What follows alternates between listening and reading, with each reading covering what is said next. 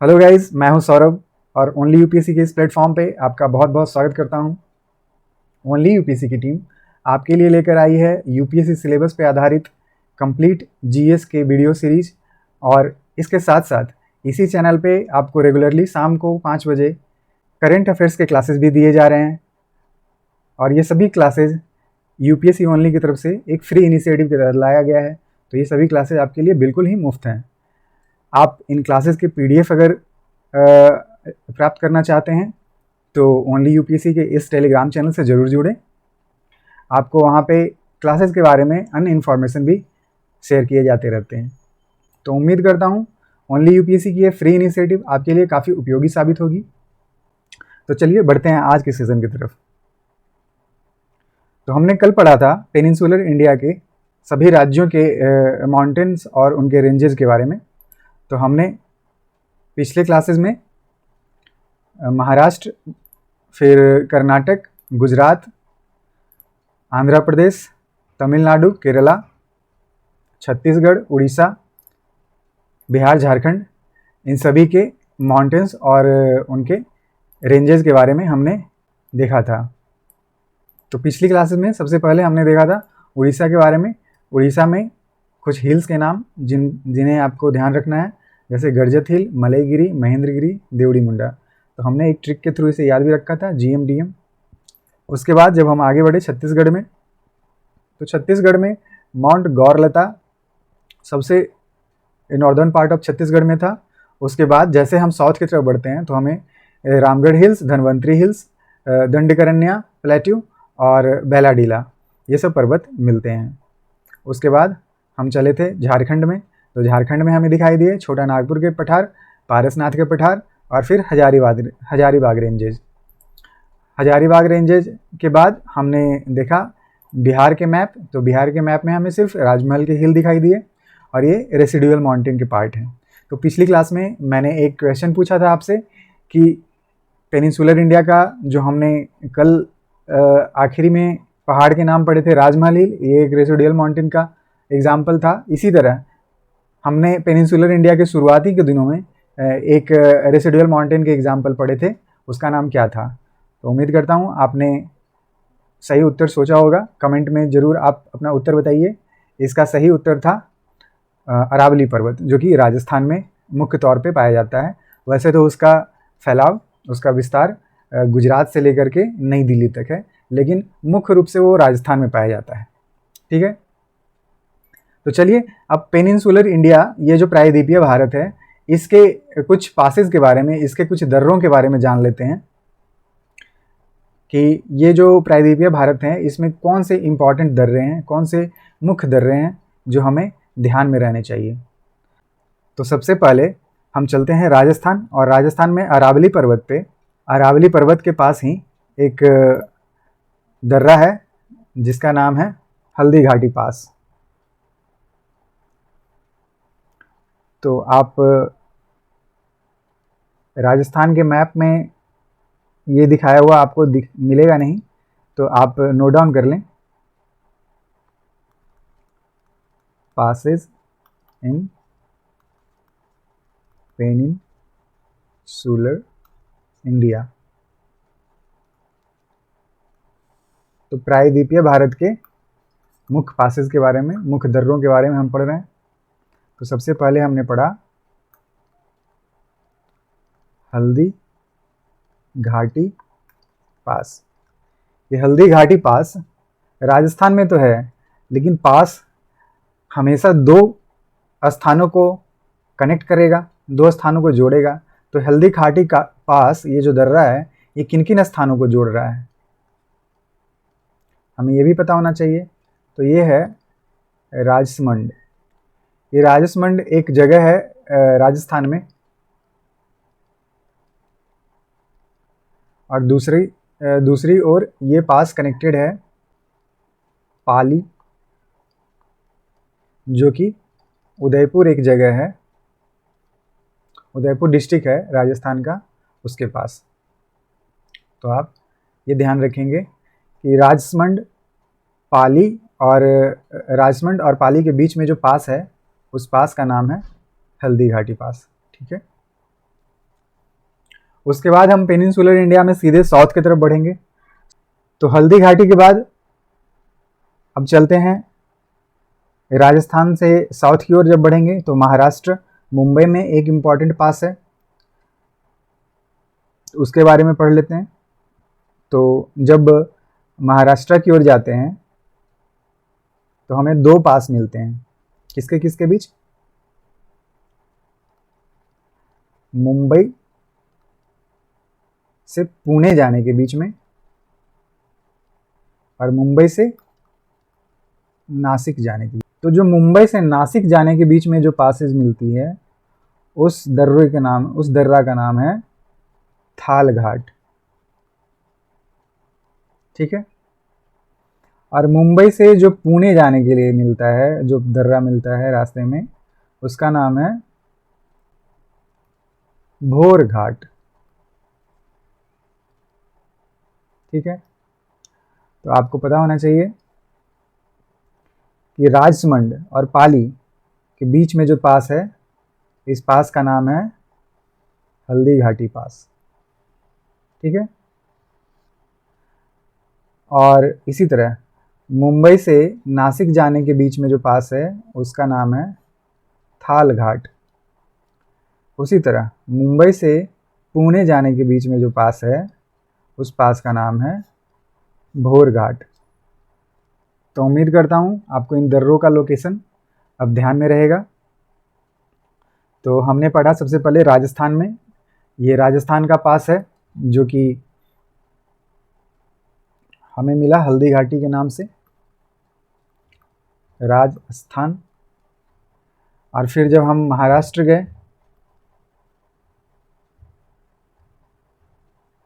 तो महाराष्ट्र में हमें थाल घाट और भोर घाट, ये दो पासेस मिले। तो उम्मीद करता हूँ आपको ये नाम क्लियर हुए होंगे। अब चलिए चलते हैं और साउथ में, तो तमिलनाडु और केरल की तरफ चलते हैं। तो तमिलनाडु और केरल के बीच में हमने पढ़ा था कि बहुत सारी पहाड़ियों के नाम था, जैसे कि हमने पढ़ा था नीलगिरी सबसे इधर, ये तो नॉर्थ में था, मतलब केरल और तमिलनाडु के नॉर्दर्न पार्ट में नीलगिरी पर्वत था, जहाँ पे हमने पढ़ा था वेस्टर्न घाट और ईस्टर्न घाट दोनों का मिलन होता है, ठीक है। उसके साउथ में जब हमने हमने देखा तो नीलगिरी पर्वत के जब साउथ में हम आगे बढ़े तो हमें दिखाई दिया अन्नामलई पर्वत, फिर कार्डमम पर्वत। तो इन्हीं सब पर्वतों के बीच में एक कुछ पासेज हैं, उन पासेज के नाम हमें याद रखने हैं। ये पासेज मुख्यतः उपयोग में लाए जाते हैं केरल से तमिलनाडु की तरफ या तमिलनाडु से केरल की तरफ आवागमन में। तो ये बहुत ही इम्पॉर्टेंट है। अगर केरल से तमिलनाडु के नॉर्दर्न हिस्से में अगर आपको प्रवेश करना हो तो एक पास का उपयोग करेंगे आप, एक दर्रे का उपयोग करेंगे आप, जो कहीं इधर होगा। और फिर जब केरल से आप सॉदर्न पार्ट ऑफ तमिलनाडु में जब एंट्री लेना चाहेंगे तो आप नीचे वाले पास का, यानी कि सॉदर्न हिस्से में जो पास है उसका उपयोग करेंगे। तो चलिए हम बारी बारी से देखते हैं कि कौन कौन से पास हैं। तो पासेज इन तमिलनाडु और केरल, सबसे पहले हमने देखा कि नीलगिरी पर्वत है, northern part of Tamil Nadu and Kerala. Nilgiri पर्वत के बाद हमें दिखाई दिया था अन्नामलई हिल्स, राइट। तो अन्नामलई हिल्स ये हो गए, नीलगिरी हिल्स हो गए। और सबसे जो सॉदर्न पार्ट ऑफ तमिलनाडु या केरला में जो था वो था कार्डमम, तो कार्डमम हिल। तो ये 3 हिल हमने मुख्य तौर पे पढ़े थे वहाँ। इसके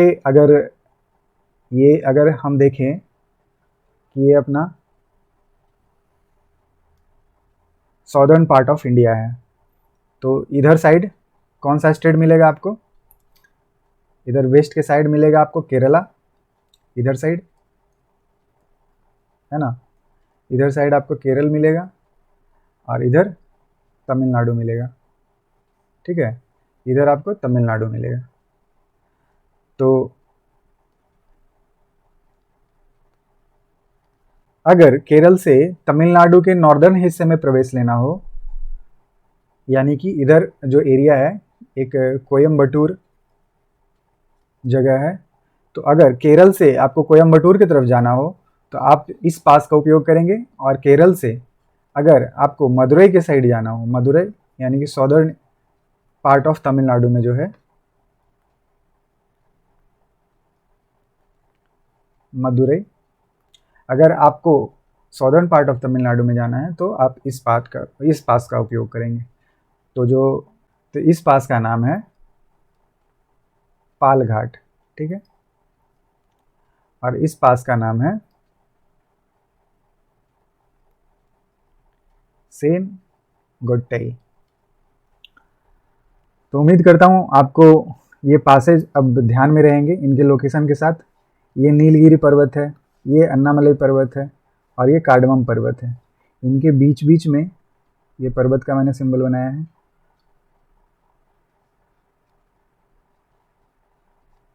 तो इन पहाड़ियों के बीच से ये पासेज का ये रास्ता है। आपको ये ध्यान रखना होगा कि जब केरल से कोयम्बटूर की तरफ अगर हमें जाना हो, यानी कि नॉर्दर्न तमिलनाडु में जाना हो, तो हम पाल घाट पास का यूज़ करेंगे। अगर केरल से सॉदर्न पार्ट ऑफ तमिलनाडु में अगर जाना हो तो हम सेनगोट्टई पास का उपयोग करेंगे। तो उम्मीद करता हूँ आपको ये दोनों पासेज क्लियर होंगे।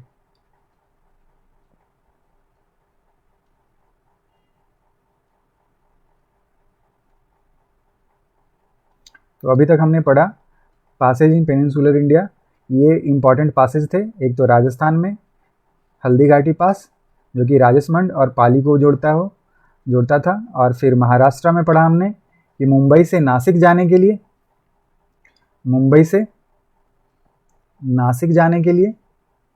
और मुंबई से पुणे जाने के लिए दो पासेज हैं, थाल घाट और भोर घाट। तो ये हमने पढ़ा।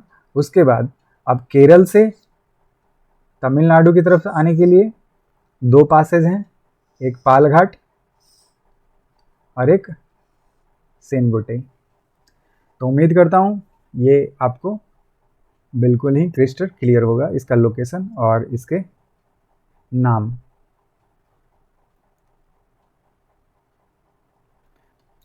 तो चलिए आगे बढ़ते हैं और देखते हैं पेनिनसुलर इंडिया के कोस्टल इलाकों का नाम। हमने देखा पेनिनसुलर इंडिया के मैप को अगर देखा जाए तो इसकी कोस्टल लाइन बहुत लंबी है। गुजरात से लेकर के शुरू होती है और ये केरला से होते हुए तमिलनाडु और फिर इधर आंध्र प्रदेश, बे ऑफ बंगाल तक जाती है। तो इतनी बड़ी कोस्टल लाइन है, तो इस कोस्टल लाइन को विभाजित किया गया है कुछ कोस्टल क्षेत्रों में। तो उन क्षेत्रों का नाम स्पेसिफिक दिया गया है। हम उनके नाम पढ़ेंगे कि इस क्षेत्रों के नाम क्या क्या हैं, ठीक है। तो सबसे पहले आपको लोकेशन पता होना चाहिए कि हम किन की बात करेंगे। एक तो सबसे पहले गुजरात की बात करेंगे। तो गुजरात में अगर देखा जाए तो ये जो रीजन था, सॉदर्न पार्ट ऑफ गुजरात जो था, उसका नाम क्या था? काठियावाड़ पेनिनसुला, काठियावाड़ प्रायद्वीप। तो काठियावाड़ प्रायद्वीप के जो कोस्टल इलाके के जो हिस्से होंगे, यानी कि मैं इसकी बात कर रहा हूँ। तो काठियावाड़ के ये जो कोस्टल इलाके हैं इनको बोला जाएगा काठियावाड़ कोस्ट, ठीक है, काठियावाड़ कोस्ट। उसके बाद हम देखेंगे मुंबई। तो ये है मुंबई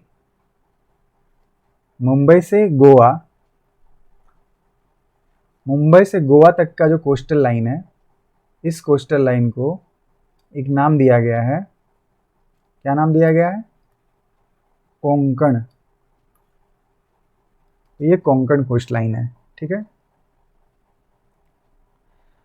फिर गोवा से मैंगलोर, ये जो मैंगलोर सिटी है, गोवा से मैंगलोर सिटी के बीच में जो कोस्ट लाइन है, इसका नाम दिया गया है कनाड।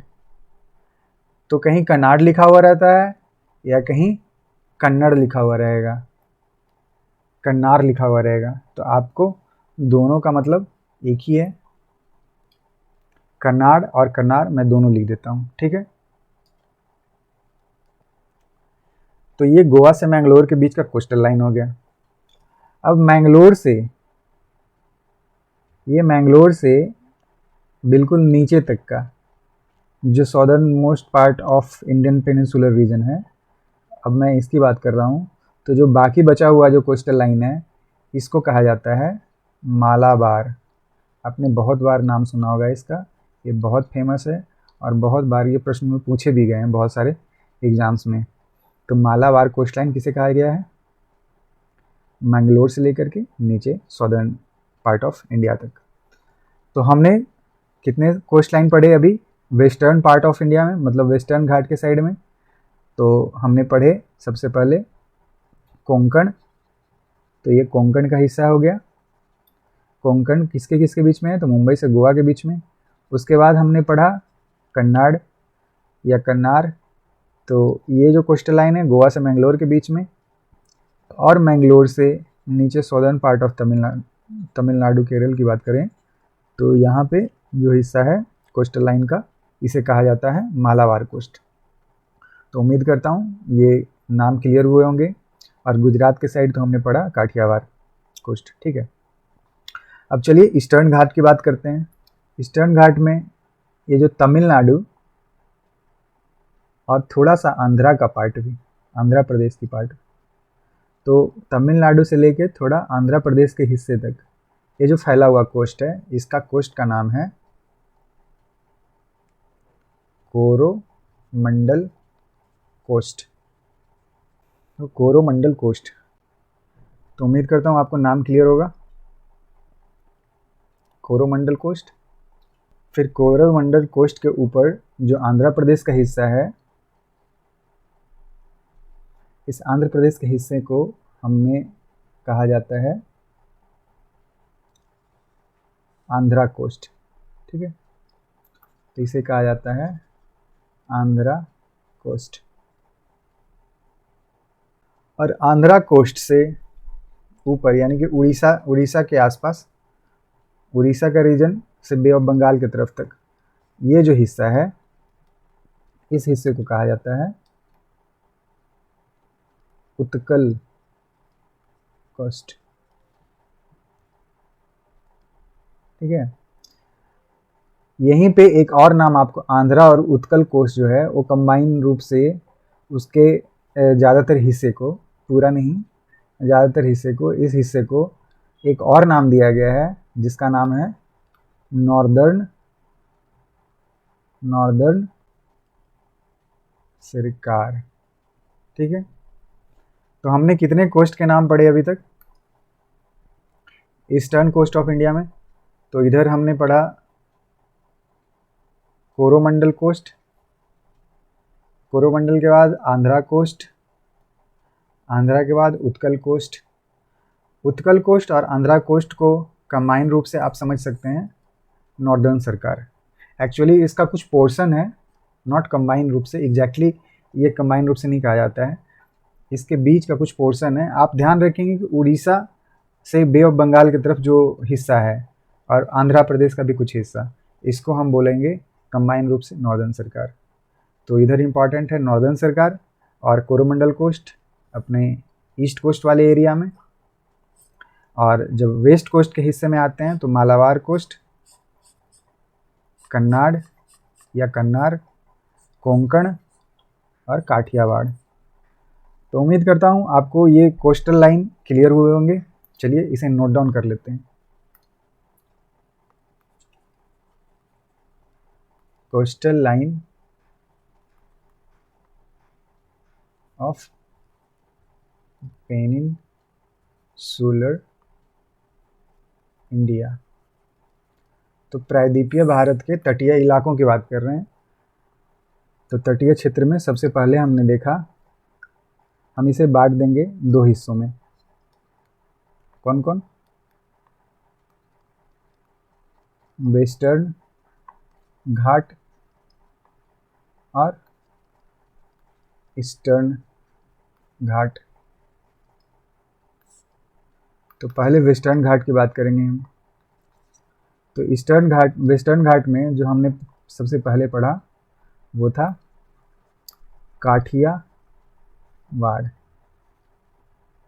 काठियावाड़ कोस्ट। ये कोस्ट कहाँ था? तो मुख्यतः गुजरात के क्षेत्रों में, ठीक है। ईस्टर्न घाट नेक्स्ट स्लाइड में देखेंगे हम, अभी वेस्टर्न घाट की बात करते हैं। फिर हम जब साउथ में बढ़े तो हमें मिला कोंकण कोस्ट लाइन। तो कोंकण जो कोस्ट लाइन है ये कहाँ से कहाँ तक फैला हुआ है? मुंबई से गोवा तक, ठीक है। फिर कोंकण के बाद जब कन्नार कोस्ट लाइन की बात करें तो ये जो कोस्ट लाइन है ये गोवा से फैला हुआ है। कहाँ तक? गोवा से मैंगलोर वाले हिस्से तक फैला हुआ है, ठीक है। फिर जब और southern part of west coast में चलते हैं तो आखिर में हमें दिखाई देता है मालाबार कोस्ट लाइन, ठीक है। तो ये है मालाबार कोस्ट, ये मैंगलोर से